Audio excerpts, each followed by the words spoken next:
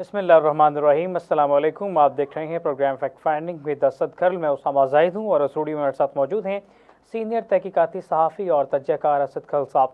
नाज़रीन, आज के दिन के हवाले से ख़बरों पर बातचीत करेंगे। सबसे पहले सिविलियन का क्या मिलिट्री कोर्ट में ट्रायल होना चाहिए, इस हवाले से अदालत में केस पर डिस्कशन की गई है और इस अदालत के बाहर लतीफ़ खोसा, एतजाज़ हसन और दीगर ने अहम तरीन बयानात सामने आ रहे हैं। असद खल साहब, सबसे पहले आपकी तरफ आएंगे। इस केस के हवाले से तो ये मामला चलता रहा, 9 रुकनी बेंच टूट गया, 7 रुकनी बेंच ने समाअत की और एतजाज़ हसन ने कहा कि 9 रुकनी बेंच अगर समाअत करता तो ये ज़्यादा वैलिड होता, तो बेंच नहीं टूटना चाहिए था। इस सारी हेयरिंग पर, इस सूरत हाल पर आप क्या कहेंगे? देखें, 7 रुकनी बेंच है और इस बेंच के हवाले से जो आज समाअत हुई, उस समाअत के हवाले से साबिक़ चीफ जस्टिस जवाद अस ख्वाजा साहब जो हैं, उनके वकील जो है उन्होंने बहस की। फैसल सिद्दीकी साहब जो सिविल सोसाइटी की जानब से, उनकी जानब से अपने दलाइल दिए गए और उस पर मुख्तलिफ जो बेंच के जो जज साहबान हैं उन्होंने मुख्तलिफ ऑब्जर्वेशन जो हैं अपनी दी और सवालात भी उठाए और उनसे सवाल पूछे भी। एक तो यह chief justice supreme court justice Umar Ata Bandial साहब ने कहा कि क्या ये बात जो है ये कहना दुरुस्त नहीं है कि सिविलियन का मिलिट्री कोर्ट के अंदर ट्रायल नहीं हो सकता। दूसरी बात जो है, जस्टिस मंसूर अली शाह साहब ने फैसल सिद्दीकी साहब जो सिविल सोसाइटी की जानब से वकील है, उनको कहा कि आपने आर्मी एक्ट चैलेंज नहीं किया। तो उन्होंने कहा जी मेरी दरख्वास्त दूसरों से मुख्तलिफ है और मैं आर्मी एक्ट को चैलेंज नहीं कर रहा। मेरा मकसद ये है कि जो यहाँ पे जो सिविलियन का आर्मी जो कोर्ट के अंदर ट्रायल होना है, उसके अंदर जो तफरीक है ना, वो नहीं होनी चाहिए।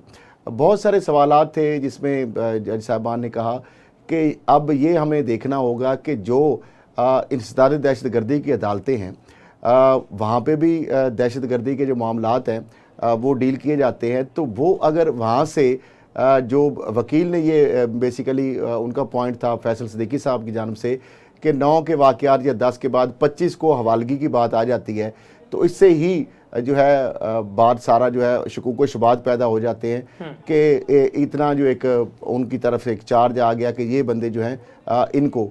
दूसरी जानब ये कहा गया कि जो अटार्नी जनरल ऑफ पाकिस्तान की जानब से जो कल ऑब्जर्वेशन आई थी और रिपोर्ट भी मांगी गई थी कि आप बताएं कि कितने लोग जो हैं वो 9 मई के बाद वाक़यात के बाद ख़वातीन कितनी हैं, बच्चे कितने हैं और जो इसके में वकला कितने हैं। तो उस हवाले से एक तो रिपोर्ट आज सबमिट कर दी गई, उसमें ख़वातीन की तादाद भी बताई गई कितनी है।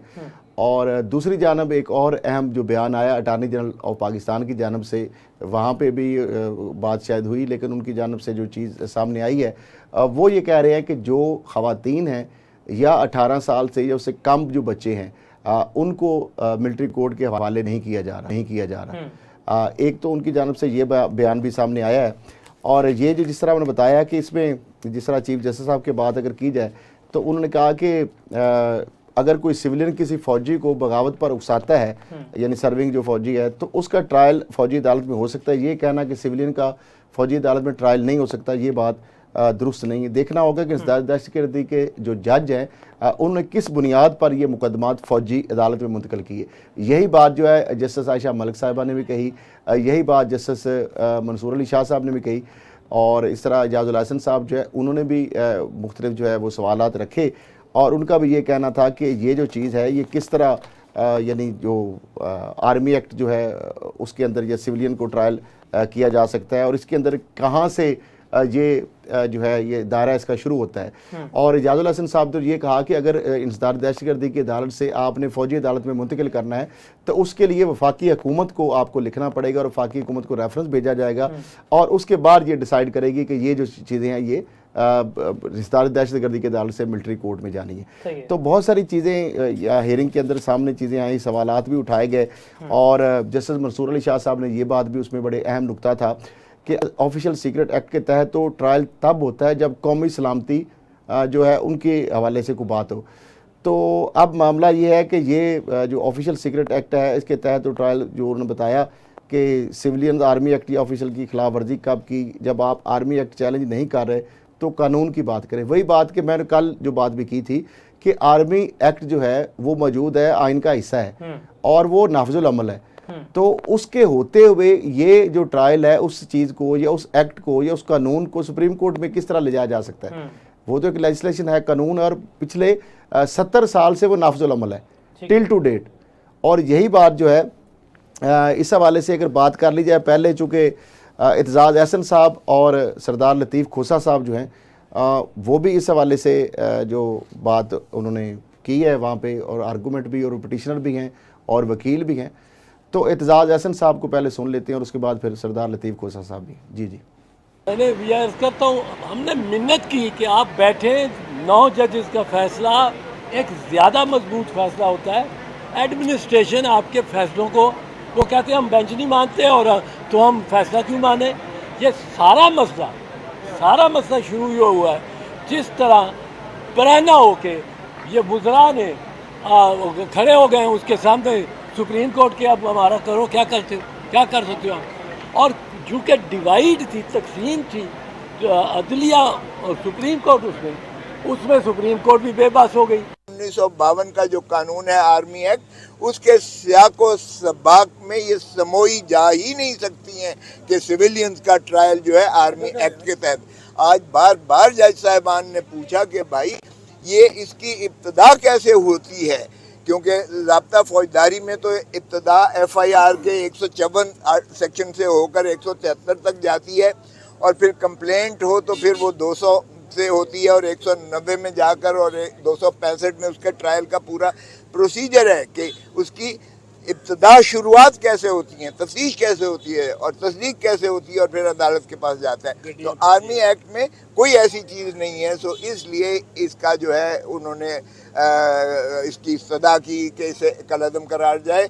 और चूँकि फिर जो है अटॉर्नी जनरल साहब ने जो फिगर्स दिए हैं, क्योंकि कल चीफ साहब ने मांगे थे, जितने भी आदाद शुमार दिए गए हैं वो मैंने इंटीरियर मिनिस्टर की, मुझे एतजाज़ आसम साहब ने वो पॉइंट आउट करके दिया, और मैंने जज साहब को कहा कि जनाब ये देखिए, ये तो हज़ारों में कह रहे हैं कि उनको मुक़य्यद और पाबा सलासल किया गया है, ये कैसे कह सकते हैं कि सैकड़े हैं या सैकड़ों से भी कम है। तो उन्होंने बहुत ही उसको मिनिमाइज़ करना की कोशिश की, और इसलिए चीफ साहब ने अटॉर्नी जनरल्स को एडवोकेट जनरल्स को बुला लिया है और सोमवार के लिए रखा है। इंशाल्लाह सोमवार को यकसू। नाज़रीन, अभी दादोशुमार की भी बात कर रहे थे सरदार लतीफ़ खोसा साहब, और आपको पता है कल जो सुप्रीम कोर्ट ने उन्होंने दादोशुमार मांगे थे, उस हवाले से जो 59 जो शरपसंद हैं उनको मिलिट्री कोर्ट के हवाले करने के हवाले से जो दादोशुमार सामने आए हैं, और जिसके मुताबिक लाहौर से 28, रावलपिंडी से 8, गुजरांवाला से 10, मियांवाली से 5 और फैसलाबाद से 5 जो शरपसंदों के नाम फौजी अदालतों में ट्रायल के लिए भिजवाए गए हैं। और फहरिस्त में महमूद रशीद जो है, उनके दमाद अकरम उस्मान, आबाद फ़रूक और ब्रिगेडियर जवेद अकरम जो है उनके नाम भी शामिल हैं। इसके साथ अगर बात की जाए तो जो उन्होंने वकला, सहाफ़ियों और ख़वातीन और कम सन जो बच्चे हैं उनके हवाले से भी डाटा जो है तफसीलात मांगी गई। तो उस हवाले से जो रिपोर्ट सुप्रीम कोर्ट में जमा कराई गई है उसमें नाबालग बच्चों, सहाफ़ियों और वकला का डाटा शामिल नहीं है। और जो 30 की ये फहरिस्त है जो कि accuse handed over for military trial जो है उनको पेश वहाँ पे किया गया। इस तरीके से और भी जो रिपोर्ट ख़वातीन के हवाले से जमा कराई गई, उसमें 9 मई के वाक़यात में 81 ख़वातीन को हिरासत में लिया गया, 42 जो है ज़मानत पर रहा होगी और 39 ख़वातीन जो अब भी जुडिशल रिमांड पर जेलों में। इस तरह MPO के तहत जो है वो 2285 अफराद जो हज़ारों की वो बात कर रहे थे, उनको गिरफ्तारी के आर्डर जारी किए गए, और इस वक्त MPO के तहत सिर्फ 21 अफराद जेलों में हैं, यानी 2285 में सिर्फ 21 रह गए हैं। और इंतज़ार दहशतगर्दी कानून के तहत 51 मुकदमा दर्ज किए गए, 9 जो है उसके मुताबिक तोड़ फोड़ के वाक़यात में 3050 अफराद मुलव्वस पाए गए, और 9 मई के वाक़यात पर जो जिस तरह बताया 51 मुकदमा जो दर्ज हुए इंतज़ार दहशतगर्दी एक्ट के तहत, उसमें 1888 अफराद को ATC कानून के तहत गिरफ्तार किया, 108 मुलजमान जिस्मानी रिमांड पर और 1247 जो है वो जुडिशल रिमांड पर है, जबकि इंतज़ार दहशतगर्दी कानून के तहत 33 अफराद की शनाख्त परेड कराई गई है। और मज़ीद ये कि इंतज़ार दहशतगर्दी कानून के तहत 232 अफराद ज़मानत पर रहा हुए और 500 अफराद बेगुनाह करार देकर रहा हुए हैं। और इस तरह जो वाक़यात में मुलव्वस हैं दीगर कवानीन के तहत 247 मुकदमात दर्ज हुए, जिनमें 4119 को गिरफ़्तार किया गया, जिनमें से 86 मुलजमान जिस्मानी रिमांड पर और 2464 जुडिशल रिमांड पर। दीगर मुकदमात में 300 जो है 68 जो है अफराद की शनाख्त परेड की गई, और 3012 अफराद को मुख्तलिफ मुकदमात में ज़मानत पर रखा, और अब तक 1201 अफराद को बरी किया गया है। अब मामला ये है कि इस हवाले से इरफान कादिर साहब है, मोमिन सूसी है वज़ीर आज़म के, और साबिक़ अटारनी जनरल और प्रोसिक्यूटर जनरल भी रह चुके हैं, उनके अंदर वो वकालत भी करते हैं और बड़ी धुआंधार प्रेस कॉन्फ्रेंस भी करते हैं। वो क्या कह रहे हैं, उनकी भी वो 7 मेंबर जो बेंच है वो कह रहे हैं हम तो इसको मानेंगे नहीं। जी जी, सबसे पहली बात तो यह है कि काजी फायद ईसा ने किसी को कंट्रोवर्शियल नहीं किया, चीफ जस्टिस ने कंट्रोवर्शियल किया है गलत बेंच बना के। काजी फायद ईसा ने प्योरली लॉ को स्टेट किया है। लॉ यही है कि chief justice in isolation benches नहीं बना सकते। चीफ जस्टिस डेजिग्नेट ने कहा है, नामजद चीफ जस्टिस ने कहा है कि ये बेंच ही इलीगल है, तो इसका जो फैसला होगा वो भी इलीगल होगा। 14 मई का फैसला जब आया था मैंने उसी दिन कह दिया था, और मुझसे कुछ सीनियर वकीला ने बड़ी लड़ाई की। मैंने कहा जी मैं लड़ना नहीं चाहता, मुझे इतना कानून जरूर आता है कि जो खिलाफे कानून फैसलों का कभी इम्प्लीमेंट नहीं होगा। ये जो दूसरा फैसला है, ये जो अब जो दोबारा बेंच बना है, इस पे भी यही सूरत हाल होगी कि ये भी कभी भी इस तरह का अगर फैसला इन्होंने किया तो वो भी इम्प्लीमेंट तो क्या किसी ने मानना ही नहीं। नाज़रीन, इसी से मिलती जुलती बात जो है फ़ाकी वज़ीर दाखिला राना सनाउल्लाह साहब ने की है, और उन्होंने कहा है कि मुझे अंदेशा है कि जिस तरह 14 मई के फैसले के साथ जो अंदेशा जो दो चार हुआ कि उस पर इम्प्लीमेंट नहीं हुआ, वही जो है इस जो बेंच की हालत भी यही होगी कि इस फैसले को जब उनका अपना ही जो designated chief justice supreme court और सीनियर जज हैं और दूसरे जज जो हैं वो सीनियर मोस्ट जो एक और भी जज हैं साथ, वो नहीं मान रहे, तो कौम या आवाम या लोग कैसे मानेंगे। तो उन्होंने क्या कहा असम्बली के अंदर, वो भी ज़रा सुन लें। बेहतरीन वकला जो कल ये पिटीशन जो है वो लेके आए हैं, यकीनन उन्होंने वकालत में, सियासत में बड़ा अच्छा काम किया है, लेकिन मुझे लगता ये है कि वो अपनी इनिंग जो है वो खेल चुके हैं। अब उनकी जो है वो यानी फिज़िकल और जो है वो मेंटल सेहत जो है वो कोई इतनी अच्छी नहीं है, और वो अब ऐसे काम और ऐसे मामलात कर रहे हैं कि वो अपना जनाजा ही ख़राब कर रहे हैं, और इसके अलावा जो है वो कुछ नहीं कर पा रहे। जी नाज़रीन, ये भी आपने सुन लिया, और 9 मई साना 9 मई के जो अक्यूज़ड हैं उनकी फहरिस्त जो है वो भी हम नाज़रीन से शेयर कर रहे हैं कि जो अक्यूज़ जो है वो मिलिट्री कोर्ट को ट्रायल के लिए जो हवाले किए गए हैं उनकी फहरिस्त भी आप स्क्रीन पर मुलाज़ा कर सकते हैं। और इसके साथ साथ अगर बात की जाए तो ख्वाजा आसफ़ साहब जो हैं उन्होंने भी साना 9 मई के हवाले से बात की है, तो वो उन्हीं की ज़बानी सुन लेते हैं। जो पिछले चंद माह में खुसूसन, आप ज़्यादा भी ले जा सकते हैं पीछे, सुप्रीम कोर्ट ने बार बार जो है ना, मैंने ये असेंबली में भी कहा है, ये तजावज़ कर रहे हैं पार्लियामेंट की हदूद। इनको पहले कभी ख्याल ना आया। ये आपने अभी कहा है कि 25 लोग जो है सजाएं उनको मिली जो है PTI के दौर में, उस वक्त इनका ज़मीर जो है वो मुर्दा हुआ हो, तो ज़मीर जो है वो सिलेक्टिवली जागता है। किसी वक्त जो है तूफ़ान गुजर जाते हैं, ज़मीर को पता ही नहीं लगता। और किसी ऐसी बातों के ऊपर कि जब 9 मई को आपके मुल्क की तमाम तर जो दफाई तनसीबात जो हैं वो इमरान खान की एक प्लानिंग, इमरान खान की एक साजिश की जद में थी, और उसके ऊपर आपका ज़मीर जाग गया। मैंने बहुत दफ़ा प्राइवेटली भी बात की है, समझता नहीं है।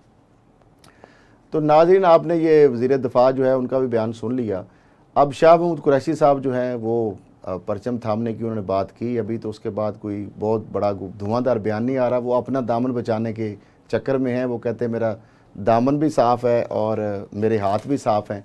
और के हवाले से आप भी खबर ब्रेक कर चुके हैं इससे पहले। जी हाँ, तो साना 9 मई के हवाले से उन्होंने कहा जी कि मैं तो चूँकि था ही नहीं, वो भी अब पतलू कहते मैं ना इस्लामाबाद था ना लाहौर था, मैं तो कराची था। और बात ये तो उनकी ठीक है, इस हद तक तो बात ठीक है।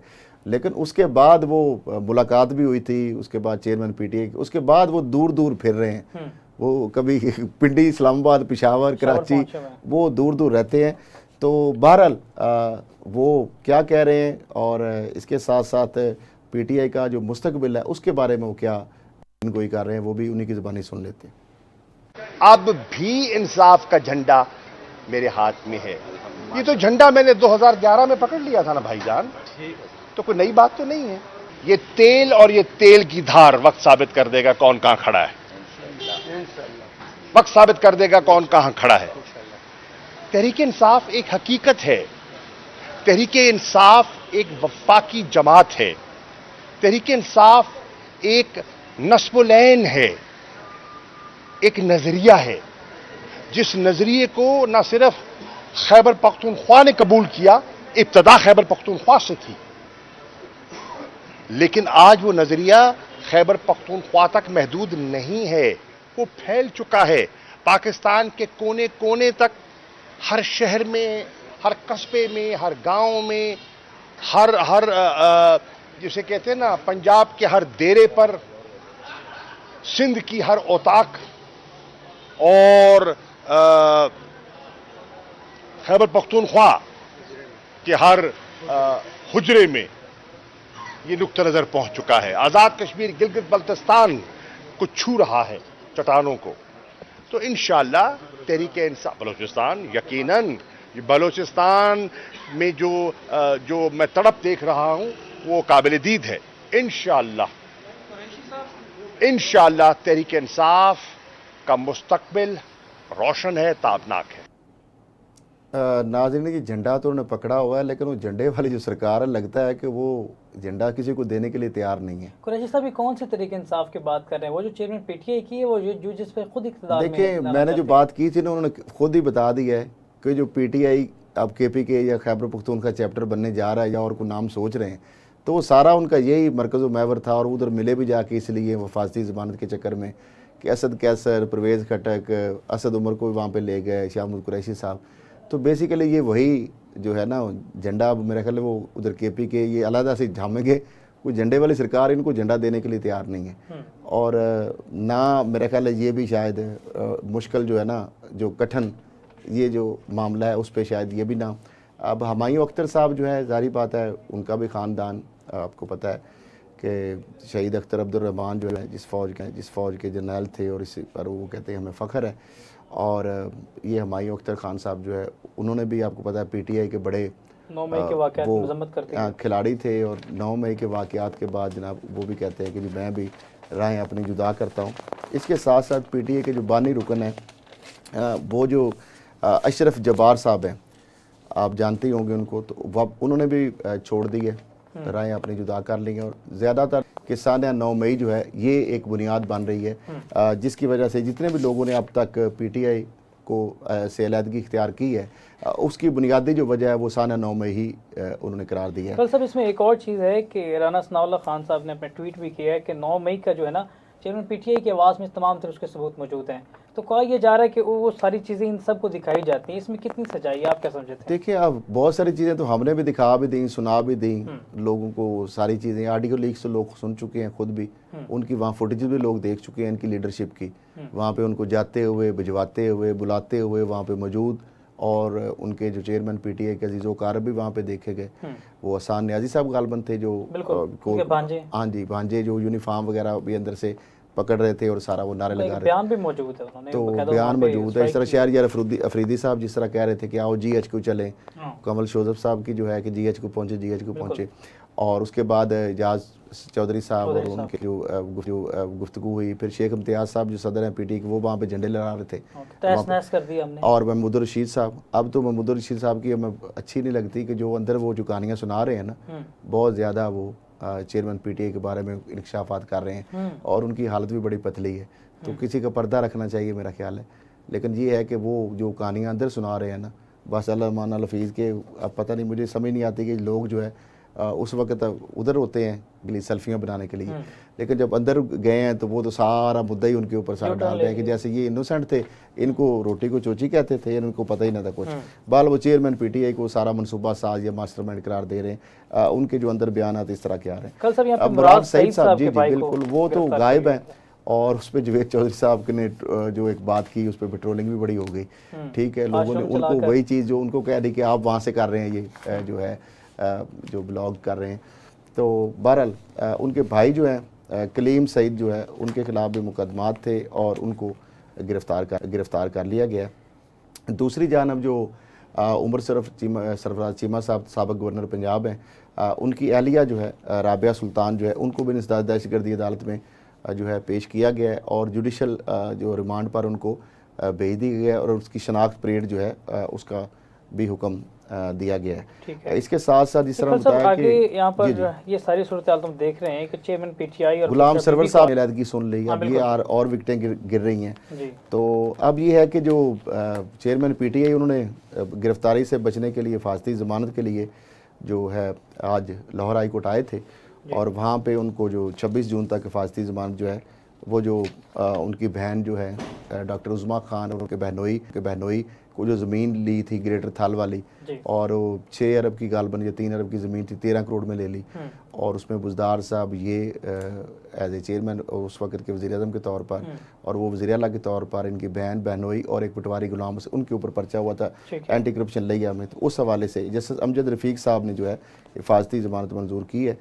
और बाकी आप देख रहे थे आज बाल्टी और वो सारी सीन तो वहाँ पे नज़र आया आपको जालियां। आप खाना बताई थी कि बाल्टी का सीन क्या है। हाँ, तो आपने कंफर्म भी कर लेते कि सितंबर तक बाल्टी सर पे रहेगी, क्योंकि सूरज की किरणें सर पे अगर पड़ गई तो फिर मसला गड़बड़ हो जाएगा। बिल्कुल, इन्हीं के बंदे ने कंफर्म करती थी खबर, हम गए क्योंकि मैंने स्पेशली आपको भेजा था कि आप उधर आप बीट भी करते हैं, तो आप बेहतर है कि हमारे पास तो खबर है जी। तो बंदा भी मेरे ख्याल सरप्राइज था कि ख्याल में नाज़रीन को दोबारा खबर सुना के ताज़ा। जी जी जी, आप थोड़ा बता दें आप भी। मसला ये है नाज़रीन कि ये जो ये एक हिफाजत के लिए ना खौफ के बुत तोड़ दो और डरने जो है डर खौफ जो है ना, और ज़िंदगी और मौत के फैसले अल्लाह के पास है।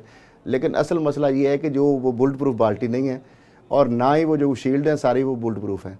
वो नॉर्मली जो साया है ना वो जब आप खुले आसमान तले होंगे तो उस वक़्त वो छतरी इस्तेमाल की जाती है, ना तो बारिश होती है। छतरी भी इसी के छतरी भी बुलेट प्रूफ नहीं है। छतरी ये है कि वो ताकि सर पे सूरज की सीधी काले कपड़े का साया रहे। हाँ, काले कपड़े का साया रहे और किरणें सूरज की सीधी नहीं पड़नी चाहिए।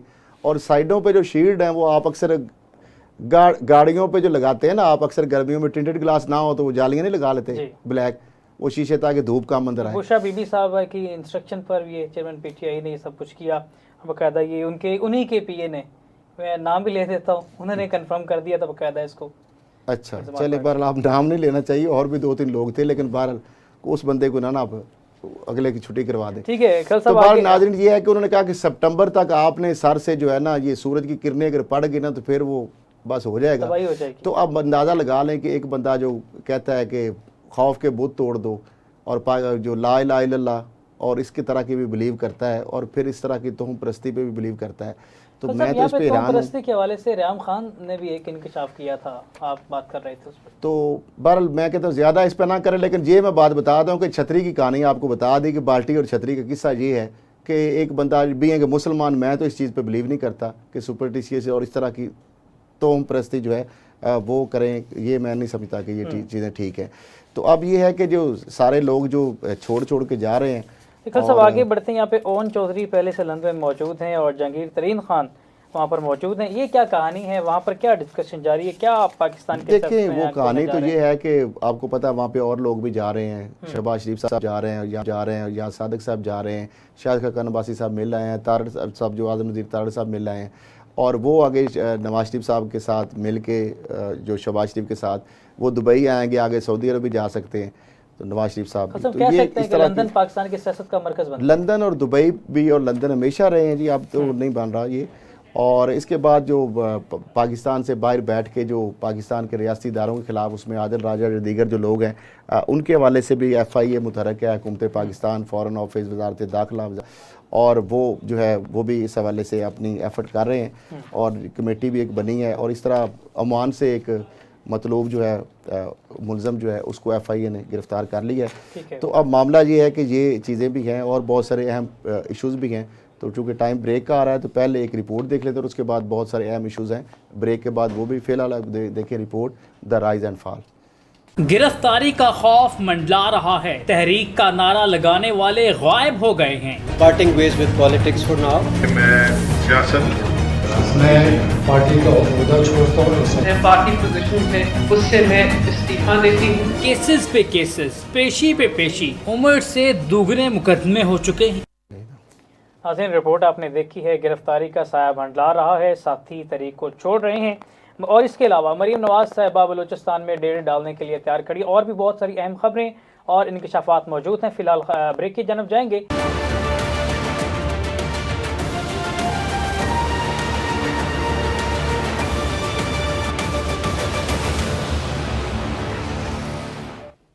वेलकम बैक नाजरीन। पाकिस्तान मुस्लिम लीग नून की चीफ ऑर्गेनाइज़र मरीम नवाज साहिब ने कहा है कि बलूचिस्तान में अब हम अपनी सियासी पोजीशन मजबूत करने जा रहे हैं। बलूचिस्तान में अब सियासी पोजीशन मजबूत करने की क्यों ज़रूरत पेश आई? क्या पंजाब में पीपल्स पार्टी के डेरे मजबूत लग रहे हैं? अपना खल साहब आपकी तरफ आएंगे इस हवाले से। सिराजुल हक साहब के बहुत अहम बयान है, उसके पहले हम डिस्कस करेंगे मरीम नवाज साहिबा क्यों बलूचिस्तान की तरफ रुख कर रही हैं, क्या वजह है? देखिए, बलूचिस्तान में पहले भी इनकी हुकूमत रही है और आपने देखा कि सनाउल्लाह अब्बासी और जो अब्दुल मालिक साहब जो हैं उनकी आधी हुकूमत और मरी में बैठ के और पंजाब में उसके फैसले होते थे उनकी किस्मत के। और अजीब सा बना था कि पहले मालिक साहब को 2.5 साल दिए गए, फिर सनाउल्लाह अब्बासी साहब को, वो बाद में फिर ज़ाहिर बात है वो ना कायम रख सके। शाहिद खान अब्बासी साहब उस दिनों मैं भी क्वेटा रहा काफ़ी दिन, तो वो गए भी थे उनके दौरा, लेकिन वो नाकाम हुए कि वो उनका जो वज़ीर आला बच ना सका। और जाम कमाल साहब से और सेनेटर अनवारुल हक काकड़ जो है उनसे उनकी मुलाकात हुई है और उन्होंने उनको बलूचिस्तान के दौरे की दावत दी है। और ये उनको भूलना नहीं चाहिए कि जरदारी साहब जो है वो भी बलूचिस्तान के ऊपर नज़र रखते हैं और भी वहाँ पे बहुत सारे स्टेक होल्डर्स हैं। तो बलूचिस्तान की जो पॉलिटिक्स है वो थोड़ी सी पंजाब से या सिंध से डिफरेंट है, तो देखते हैं कि वो क्या उस पर आता है सामने मामला। लेकिन दूसरी तरफ जो आपने बात की है अमीर जमात इस्लामी की, सिराजुल हक साहब की, आज मैं देख रहा था कि वहाँ पे वो एहतजाज भी कर रहे हैं। वहाँ पे जो मेयर के उम्मीदवार थे और जो कराची के जो अमीर हैं हाफिज़ नईमुर रहमान साहब और सिराजुल हक साहब जो है उन्होंने फौरी तौर पर जो मौजूदा जो हुकूमत है उसको इस्तीफ़ा देकर और इलेक्शन की तरफ जाना चाहिए। और दूसरी तरफ जो मेयर जो कराची का जो इलेक्शन है उसको एक्सेप्ट करने के, नताइज को एक्सेप्ट करने के लिए तैयार नहीं है। और उसके ऊपर जो वो फिर बिलावल भुट्टो जरदारी साहब को नहीं बल्कि उनके नाना से वो शुरू करते हैं कि किस तरीके से उन्होंने मैंडेट तस्लीम नहीं किया और क्या क्या पूरी चार्जशीट जो बना के, तो वो कहते हैं अगर उनकी तरह अगर एक तरफ आप जमहूरियत के दावेदार हैं और दूसरी तरफ जो है आप मैंडेट को तस्लीम नहीं करते और यही आपके नाना ने किया था और यही आप भी उसी डगर पे चल रहे, अभी तक उसी चीज़ सिलसिला जो है वो उस पर कायम है। तो अब देखते हैं कि ये मामला कहाँ तक जाता है। दूसरी जानब जो अगर बात की जाए तो ख्वाजा आसफ साहब जो है उन्होंने फिर नवीद सुना दी है कि जुलाई अगस्त के अंदर जो है वो नवाज शरीफ साहब जो है पाकिस्तान में आएंगे। और वो मियाँ साहब उन्होंने कहा कि जी 13 अगस्त को असम्बली की मुद्दत पूरी हो रही है और उम्मीद है अगस्त में ही इंतखाब का ऐलान कर देंगे। और ये जिस तरह मैंने बताया कि इसके साथ आप और भी बात मैं आपको बताऊं कि ये भी खबरें आ रही हैं जो ज़रा इसको बता रहे हैं, अभी कंफर्म तो ज़ाहिर बात है उनकी मर्ज़ी है कि 8/11 था, मर्ज़ी है कि वो चेंज भी कर सकते हैं प्रोग्राम। फ़िलहाल यही खबरें हैं कि शहबाज शरीफ साहब जब जाएंगे लंदन और उनके याद सादक भी साथ होंगे, मरीम औरंगज़ेब साहबा भी शायद साथ चली जाएँ और भी कुछ लोग जा सकते हैं। और इधर से भी कुछ लोगों के जाने का हम कल बता चुके हैं, ख्वाजा साद रफ़ीक साहब है और भी एक काफ़ी लंबी चौड़ी एक फ़रिस्त है, तो वो भी जाएँ। कुछ लोग ऑलरेडी वहाँ पे हैं, कुछ मिल के आ गए, कुछ और जाने के लिए तैयार हैं। तो अब ये भी खबरें आ रही हैं कि वो शायद वज़ीर-ए-आज़म शहबाज शरीफ साहब के साथ और कुछ लोगों के साथ वो पहले दुबई आएँ नवाज शरीफ साहब और उसके बाद फिर वो सऊदी अरब जाएँ। तो क्योंकि अब चूँकि सऊदी वलीअहद जो है उनसे मुलाकात भी हुई शहबाज शरीफ साहब की वहाँ पे और भी कुछ लोगों से, तो वो आगे जाके बात करेंगे। इसके साथ साथ जो पब्लिक अकाउंट्स कमेटी के जो चेयरमैन हैं नूर आलम खान साहब हैं और बड़े दबंग हैं और बड़ी वो धुआंधार तकरीर भी करते हैं और वो लगी लिपटी जो है ना रखते नहीं है। चेयरमैन नैब को भी जिस तरह आपको उन्होंने बुलाया था और बड़े बड़े लोगों को भी बुलाते हैं और वो कहते हैं जी मैंने हिसाब लेना है और मैं जो छोड़ूंगा नहीं किसी को। लेकिन शार्ट फॉल जो है वो उनके सब्र का पैमाना भी लबरेज हो गया कि शार्ट फॉल के हवाले से जो बिजली का, और उन्होंने कहा कि जिस तरीके से यानी लोगों को परेशान किया हुआ है और जिस तरह वो मेरा ख्याल उन्हीं की ज़बानी सुन लेते हैं ज़्यादा बेहतर है। बिजली ये बंद करते हैं, गालियां हम खाते हैं और हर वक्त यहां पे हम खड़े होते हैं। सर 4-5 साल हो गए, ये आखिर जुल्म है। आपको डिप्टी स्पीकर साहब, क्या आपको बनू में लोग नहीं वो करते, तंग नहीं करते कि आपको वहां पे लोड शेडिंग होती है? अगर वहां पे तो मैं ये अर्ज करना चाहता हूं डिप्टी स्पीकर साहब कि जब मिनिस्टर हो एटलीस्ट वहां पे बैठे और आप मेहरबानी फरमाकर, अगर मिनिस्टर नहीं आते तो उनके कंसर्न सेक्रेटरीज और वो तो बैठे ना, ताकि वो सुने कि मेंबरान क्या कहते हैं। मुझे ये अफसोस होता है सर, बिजली का दिन ब दिन आप नर्ख तो बढ़ा रहे हैं, एकदम 5 रुपए यूनिट बढ़ जाता है, 3 रुपए यूनिट बढ़ जाता है। यहां पे ये आप नहीं देखते कि यहां पे लोगों को फिर बिजली भी देनी चाहिए ना? क्या पेशावर के लोग, क्या खैबर पुख्तूनख्वा के लोग पाकिस्तानी नहीं है? क्या बलोचिस्तान के लोग पाकिस्तानी नहीं है? क्या लड़काना सक्कर के लोग पाकिस्तानी नहीं है कि उनको आप बिजली नहीं दे रहे? खाली एक ही एरिया को वहां पे आपको लोड शेडिंग। हमारे लोगों को सर 6-10 दिन हो गए और बिजली नहीं है। मैं सर मैं और बस मेरा भी बस हो गया है। अगर यही हाल है सर, हमने बेइज्जती के लिए यहां पे नहीं आते, हम उनकी आवाज उठाने के लिए आते हैं। लेकिन अगर बिजली लोड शेडिंग आप इस तरीके से खत्म नहीं करेंगे, आप रखें, अपना टाइम फ्रेम रखें, उसमें लोड शेडिंग करें। नाज़रीन, खुर्रम दस्तगीर साहब जो वज़ीर तवानाई हैं वो वहाँ पे नहीं थे, उन पर भी बरसे उनकी गैर हाज़िरी पर। और डिप्टी स्पीकर जो कौमी असम्बली हैं जाहिद अकरम दुरानी साहब, उनका भी कहना था कि मुख्तलिफ इलाकों में कई रोज़ से बिजली जो गायब है और लोड शेडिंग के शेड्यूल के मुताबिक जो है उससे भी हटकर जो है वो लोड शेडिंग हो रही है। और पार्लियामेंट जो है वो इसके साथ साथ अगर बात की जाए तो वफाकी वज़ीर जो है राना तनवीर साहब जो है उन्होंने भी आगे तोजी पेश ये की कि इससे पहले जो 20-20 घंटे जो 2013 से कबल जो है वो लोड शेडिंग होती थी, और अब जो उन्होंने कहा बहुत कम हो गई है, तो वो इस बात पे भी 7 घंटे या 10 घंटे या 8 घंटे की लोड शेडिंग को भी वो क्रेडिट ले रहे हैं कि ये हमने कम की है। बहरहाल खुर्शीद शाह साहब जो है उनका कहना था कि एक हुकूमत में जो है मुतनाज़ा बातें ना की जाएँ, और वफाकी वज़ीर कह रहे हैं कि 2013 में मुल्क अंधेरों में डूबा हुआ था। तो मसला ये है कि वो बेसिकली एक दूसरे के साथ पॉइंट स्कोरिंग भी हो रही है। वो बेसिकली तंज कर रहे थे पीपल्स पार्टी को कि 8 से 13 तक उनकी हुकूमत थी, तो उसके बाद कि हमने रोशनियाँ लाए, उससे पहले तरीके में डूबा, तो उस पर आपस के अंदर ये चीज़ें। खुर्शीद साहब ने मुतालबा किया कि 2008 से 13 तक तो बिजली की क्या सूरत हाल थी, इसकी इंक्वायरी की जानी चाहिए। और उन्होंने कहा कि बेनज़ीर भुट्टो ने जो इकदाम किए से सस्ती बिजली मिली और 2000 मेगावाट बिजली थरकोल से मिल रही है। कौम को मालूम होना चाहिए किस ने मुल्क के साथ कितना जुल्म किया। तो अब वही है कि PDM या हतादी जो हुक्मरान है उनके आपस के अंदर जो नोक झोंक हो रही है, और वो जब चूँकि टाइम थोड़ा रह रहा है तो इस वजह से अब वज़ीर आज़म शहबाज शरीफ साहब जो है जी हाँ पहले आमों पर तारीफ कर चुके हैं। हाँ नहीं वो आम तो लिए फिरते हैं, पता नहीं वो क्या की खुशकिस्मती समझ क्या है कि आम हमारे ठीक अच्छे हो ही जाते हैं यहाँ पे। आम बरामद तो नहीं करना चाहते, इस हवाले से आलमी रहनुमाओं से बातें करते हैं कि पाकिस्तान का आम बरामद कर दें। नहीं, हाई क्वालिटी के आम उन्होंने बात की है, लेकिन वो इशारों से बता रहे थे, जो वहाँ पे आवाज़ सुनाई भी दे रही थी। तो पहले जो है तैयब अर्दवान से भी इस तरह की बात कर चुके हैं, तो अब मिस्री जो सदर हैं उनके साथ भी इस तरह की वो बात कर रहे थे। तो उन्होंने कहा कि मैं हाई मैंने सलमान से उन्होंने बात की है, मैंगो की आवाज़ नहीं है, तो मेरे ख्याल में वो भी शायद मैंगो की बात की होगी उधर भी। जी तो आप अगर ये है वो शॉर्ट भी चला दें, आवाज़ उसकी अगर आ सकती है तो, या वैसे I will send you a parcel with highest quality. Thank you. Those, the longest rows. Yes. No, that's what we consume the most.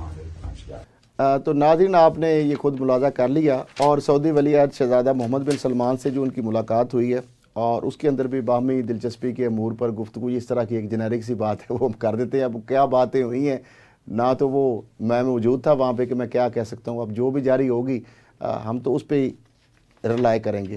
कल सब तो आगे बढ़ेंगे। एक अफसोसनाक वाक़या पेश आया है। टाइटैनिक के सफ़र पर निकले दुनिया के चंद अमीर तरीन लोग थे, और 4 दिन की ऑक्सीजन उसमें थी, और वो कैप्सूल नुमा बाहर से खुली जा सकती, अंदर से खुल भी नहीं सकती। तो वो भी उसका लापता हो गई है। अभी खबरें आ रही हैं को मिल गई है, और उनको मरने की तस्दीक भी कर दी है। तो इस हवाले से आप क्या कहेंगे? यूनान में भी अफसोसनाक वाक़या पेश आया, लेकिन दोहरा मेयार, वहाँ पर उनकी ऑपरेशन ही बंद कर दिया गया, कोई उनकी जो नहीं किया गया। हमने बात की है वो, अब राना सनाउल्लाह साहब ने उसकी भी तस्दीक कर दी है। हमने कहा था कि 300-400 लोग हैं, तो आज उन्होंने कह दिया कि 350 से ज़्यादा लोग थे। और जो लाशें निकाली गई अब तक, जो 82 के करीब या 104 जो लोग बचाए गए वो तो अलग है, लेकिन लाशों जो 82 में से 12 लोग उसमें पाकिस्तानी अभी तक आइडेंटिफाई हुए हैं। तो 281 अफराद जो है ना, वो तो बाकायदा FIA से अप्रोच कर चुके हैं। और जारी बात, हर बंदा ज़रूरी तो नहीं है कि FIA को अप्रोच करेगा। तो बहरहाल 350 के से ज़ायद वो तादाद। उन्होंने कहा कि पाकिस्तान की तारीख में कोई इतना बड़ा दहशतगर्दी का वाक़या या कोई इतना बड़ा हादसा नहीं जिसमें इतनी बड़ी तादाद में जो है कीमती जानों का ज़िया हुआ हो एक ही वक्त में। तो मैं समझता हूँ कि ये भी एक अफसोसनाक बात है। और जिस तरीके से आपने बात की कि इससे पहले बात हो रही थी कि सदर जो है उनकी फ्रांसीसी सदर से जो है उनसे भी मुलाकात हुई, और जो है अमरीकी सदर जो है नुमाइंदा जो है खुसूसी जान केरी, उनसे भी उनकी कैरी से मुलाकात हुई, और अक़वाम मुत्तहिदा के सेक्रेटरी जनरल से, IMF की सरबराह से, और उसके साथ साथ जो उनकी मुलाकातें हुई। जो आप अभी बात कर रहे थे नाइटन ऑफ दोस्त जो हादसा है, देखिए जो इसमें हुसैन दाऊद साहब जो हैं वो बड़े पाकिस्तान के मारूफ बिजनेसमैन हैं, और बड़े एंग्रो कंपनी, हाँ जी एंग्रो कंपनी, मैं उनको ज़ाती तौर पर जानता हूँ, मिला हूँ उनको, और बड़े काइंड हार्टेड हैं। और मैं बल्कि एक प्रेस क्लब के हवाले से तकरीब थी तो हमने उनको बुलाया था, तो उन्होंने कहा कि अब मैं पूरे प्रेस क्लब की जितनी बिल्डिंग है, जितने भी इसमें लाखों करोड़ों लगेंगे मैं लगाएंगे, लेकिन एक बात मुझे आपसे वादा लेना कि आपने झूठ नहीं बोलना। ठीक है, तो बड़ा सादा तबीयत उनकी है, मैं देखता हूँ। तो उनका ये जो फैमिली है बेसिकली ये उनकी जो बेटे हैं, बेटे भी उसमें जहाँ बाक हुए हैं, और सलमान शहजादा सलमान जो है, और साथ उनके आगे फिर जो पोते हैं, उनके जो फुफ्फो हैं, जो यानी इनके जो बहन है या बेटा जो उनका है सलमान का, तो उनकी फुफ्फो ने कहा था कि बेटा जो है वो बाहर ही पढ़ता था, वो नहीं जाना चाह रहा था, लेकिन फादर डे को सेलिब्रेट करने के लिए, अपने फादर का दिल रखने के लिए वो डर रहा था, लेकिन उसने उसके बावजूद इस एडवेंचर में जाने का फैसला किया ताकि वालिद जो है वो नाराज़ ना हो जाए। तो बहरहाल इस तरह की चीज़ें हैं, तो उन्होंने दुआ की भी अपील की है। और ये तो बात जिस तरह हमने कहा कि ऑपरेशन वो सारी चीज़ें अब वो तो उसके उन्होंने डिक्लेयर कर दिया है कि वो अब बचने के कोई चांस थे ही नहीं।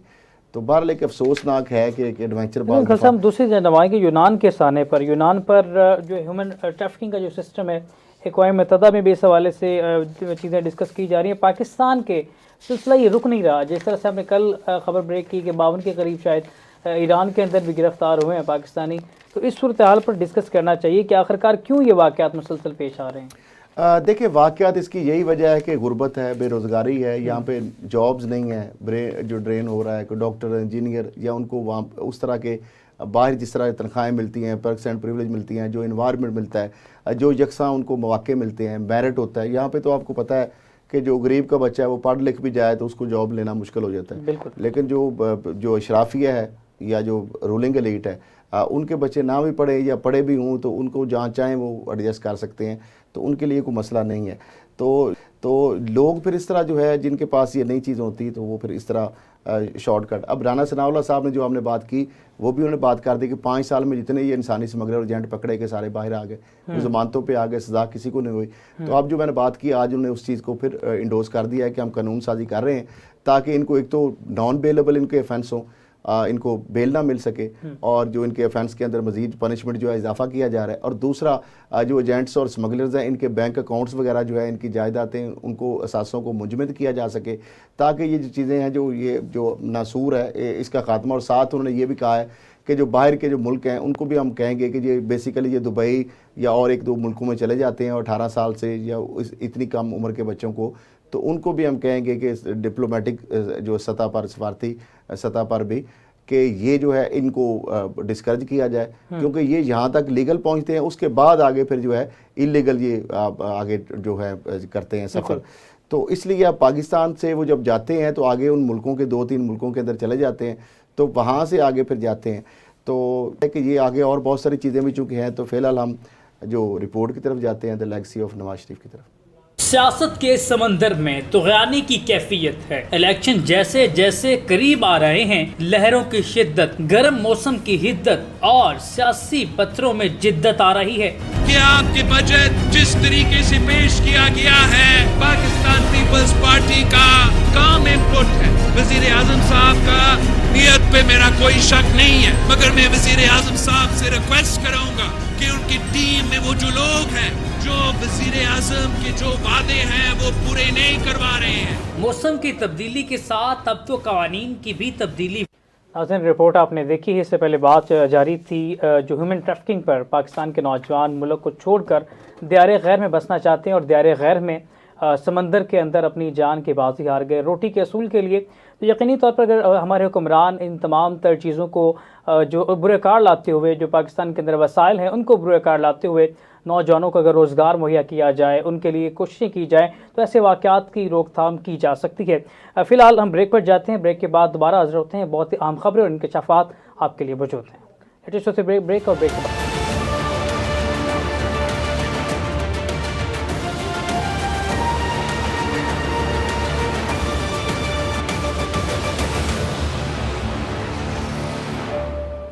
वेलकम बैक नाज़रीन। बिलावल भुट्टो ज़रदारी कहते हैं कि अब मेरी बारी है कि मैं आपकी खिदमत करूं।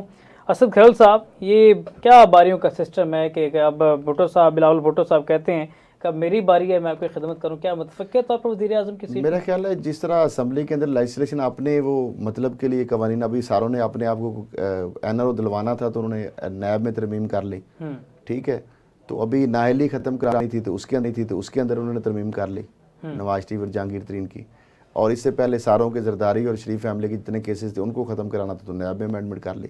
इलेक्शन रुकवाना था तो उन्होंने इलेक्शन एक्ट के अंदर तरमीम कर ली। और सुप्रीम कोर्ट का फैसला। तो अब ये एक और काम कर लें कि बादशाह जो है मरूसी सिस्टम जो है कि अभी से ये बना लें कि 2 ख़ानदान है मुल्क के अंदर, और बानी पाकिस्तान बाबा कौम जो है उन्होंने कह गए थे कि ये 2 ख़ानदान है और ये पाकिस्तान के जो है ना किस्मत के फैसले करेंगे और इनके आगे जो है ना चश्मो चिराग जाएंगे। एक तरफ जमहूरियत की बातें करते हैं, दूसरी तरफ वो कहता है जी मेरी बारी है, वो कहता है मेरी बारी है। तो मामला ये एक छोटी सी बात है, बड़ी इंपॉर्टेंट बात है, शायद आज के लोगों को ना पता हो। आर्काइव जो है डिपार्टमेंट से मैंने वो डॉक्यूमेंट्स दिखाएंगे, अभी बड़ा टीजर मैं दे रहा हूँ कि बानी पाकिस्तान का जो उनके हाथ का लिखा हुआ है, जो जुलाई 1947 में जब ये अनाउंस हो गया था, अप्रूव हो गया था, तो उन्होंने अपने हाथ से लिखा था डेंजर्स ऑफ पार्लियामेंट्री सिस्टम और presidential system most suited for Pakistan. और वो बंदा जो इंग्लिस्तान में पढ़ा है और कानून दान है और उसने जो बात की वही है, लेकिन उसका आइन किधर है? जो कायदे उनका दिबाचा और वो जो 2 है ए जो करारदाद मकासद है वो उसको आर्टिकल 2A का दर्जा दे दिया गया। तो वो आज तक हम ढूंढ रहे हैं कि वो बानी पाकिस्तान ने जो दिबाचा लिखा था कि प्रेसिडेंशियल सिस्टम होगा तो वो किधर है? उन्होंने तो ये कहा ही नहीं था। जमहूरियत होगी लेकिन यकसा वो 4-5 वो बताएंगे पूरा, उनके वो आर्काइव में दिखाएंगे चीज़ें। तो बिलावल जो है वो क्या इस पे एक तो जिससे देखें ना कि भारत के वाले से जो बात है, जो हमारा अजली दुश्मन है, वो जाके अमेरिका के अंदर जाके पाकिस्तान को फिर वो डू मोर का मुतालबा कर दिया है कि यानी दहशतगर्दी के लिए उनकी सरजमीन इस्तेमाल होती है और उल्टा चोर कोतवाल को डांटे कि बलूचिस्तान के जरिए कभी करते हैं, कभी अफगानिस्तान के जरिए करते हैं, कभी ईरान के जरिए करते हैं और नेटवर्क उनके पकड़े जाते हैं। और उल्टा डू मोर का भी हमसे मुतालबा किया, जिन 80,000 के लोगों की पराई जंग में शातें दे रहे हैं और अमेरिका को भी शर्म आनी चाहिए। तो बिलावल भुट्टो साहब क्या कह रहे हैं जी, ज़रा उनका भी सुन लें। कि मेरा ख्याल 1-2 दिन पहले येस्टरडे डार साहब ने जो फ्लड रिकंस्ट्रक्शन के मंसूबे हैं उनके बारे में यहाँ तकरीर की और यकीन दिलाई कि वो जो मंसूबे हैं वो हमारा बजट के हिस्से होंगे। और ये हम ना सिर्फ डार साहब का शुक्रगुजार हैं मगर वज़ीर आज़म शहबाज शरीफ साहब का शुक्रगुजार। वज़ीर आज़म शहबाज शरीफ साहब के अपने ही वादे थे जो हमें इंशाअल्लाह ताला पूरा होते हुए नजर आ रहे हैं। जनाब स्पीकर, पाकिस्तान में नौजवानों के लिए खुल के बात करना जो है वो काफी मुश्किल होता है। हमारा सकाफत की वजह से हमें अपना बड़ों का एहतराम सिखाया जाता है और ख़ास तौर पे मुझे शहीद मोहतरमा बेनज़ीर भुट्टो ने मुसलसल यही तरबियत दिया है कि आपने अपने बड़ों का एहतराम करना है और आपने रिस्पेक्ट के साथ अपने आपका जो किरदार है वो रिस्पेक्टफुली करना चाहता हूँ। मेरा पूरा मुसलसल यही कोशिश रहा है, चाहे मैं अपोजिशन में हूँ या हुकूमत में। हमारा सियासत वो गालिम गलोच वाला सियासत नहीं है, हमारा सियासत वो किरदार कशी करवाना सियासत नहीं है। Opposition for the opposition sex का सियासत ना कल रहा है, ना आज है और ना ही इंशाअल्लाह ताला आगे जाके हमारा सियासत हमेशा वो एक पॉजिटिव अंदाज में मेरा कोशिश होगा कि सियासत किया जाए ताकि हम इस मुल्क की जो मिसाइल हैं उनके हल की तरफ भर सके। मगर उन मिसाइल का हल निकालने के लिए वो मिसाइल का सही निशानदही। जी नाज़रीन, बिलावल भुट्टो ज़रदारी साहब को आपने सुना। ख्वाजा आसिफ साहब ने तो मोदी या भारत और अमेरिका का जो इलामिया उस पर काफ़ी रद्द-ए-अमल दिया है। वज़ीर दिफा हमारे हैं एतजाज़ अहसन साहब ने भी पीपल्स पार्टी की लीडरशिप से शिकवा जो है किया है, वो क्या कह रहे हैं ज़रा वो भी सुन लें। हाउ डज इट फील कि एतजाज़ अहसन की सस्पेंड हो जाए मेंबरशिप पार्टी की? It's my family still, peoples party is my family. Some people in Lahore वो मेरे खिलाफ हैं, वो हर किसी के होते हैं मुखालिफ। लाहौर की मुखालफत पे तो मेंबरशिप एतजाज़ अहसन की नहीं हिल सकती। नहीं, जब तक कराची वाले ने कोई सस्पेंड नहीं हुई, कोई शो का नोटिस नहीं आया। ये इन्होंने लाहौर वालों ने ये करने की कोशिश किया, किसी बड़े घर से तरदीद भी नहीं है। And I am a little disappointed, what have I done. और पार्टी के व्यू को मैं हर जगह प्रोजेक्ट करता हूँ, जाले को कर। नाज़रीन, एजाज़ अहसन साहब को भी आपने सुन लिया और जिस तरह की खबरें आ रही हैं वो भी आपने सुनी हैं, लेकिन ये है कि आसिफ जरदारी साहब की दबंग एंट्री है। वापसी आते ही उन्होंने धमाका खेज जो है बयान दाग दिया है। लाहौर के सनतकारों से जो उनकी मुलाकात हुई या उनके साथ जो उन्होंने उसके बाद बयान आया, उन्होंने ये कहा कि मैं जो इस वक्त के अंदर जो मिसाके जो जमहूरियत के हवाले से, मईशत के हवाले से जो वक्त की अहम ज़रूरत है और उस पर दस्तखत करने के लिए मैं तैयार हूँ। तो ये मैं समझता हूँ कि, और इसके साथ साथ अभी चूँकि टाइम हो रहा है प्रोग्राम का ख़त्म, तो एक तो पहले सबसे पहले the legacy of Bhutto report देख लें और उसके बाद हम ट्रिब्यूट करेंगे शोधा की फैमिली के हवाले से। यारों का यार, मुफाहमत का सरदार, सियासत को देखने का अलग अंदाज। क्या अच्छी बात है ना, मोर तो वक्त कम है और मुकाबला सख्त, बैरूनी दौरे हैं और है प्रोटोकॉल, नाम है अवाम का और है ऐश का माहौल। अच्छा नाज़रीन, एक तो जिस तरह मैंने बताया कि ये रिपोर्ट भी आपने देख ली, तो शोहदा जो हैं एक तरफ वो कुर्बानियाँ भी दे रहे हैं, हमारी सरहदों की हिफाजत भी कर रहे हैं, और उसके बाद उनके ख़िलाफ़ जो मीडिया के अंदर कैंपेन्स भी चल रही है। बाहर से बैठकर वो लोग जो कि गैर मुल्की दुश्मन ताकतों के पाकिस्तान के अंदर बैठ के या बाहर बैठ के कि अपनी अफवाज को, अपने इंटेलिजेंस इदारों को, अपने रियासती इदारों को, अपने कानून नाफिज करने वाले इदारों को जो दिन रात हमारी हिफाजत के लिए मामूर है, किस तरीके से उनको उनके ख़िलाफ़ ट्रोलिंग करते हैं, तो उनको हम ट्रिब्यूट पेश करते हैं। तो जी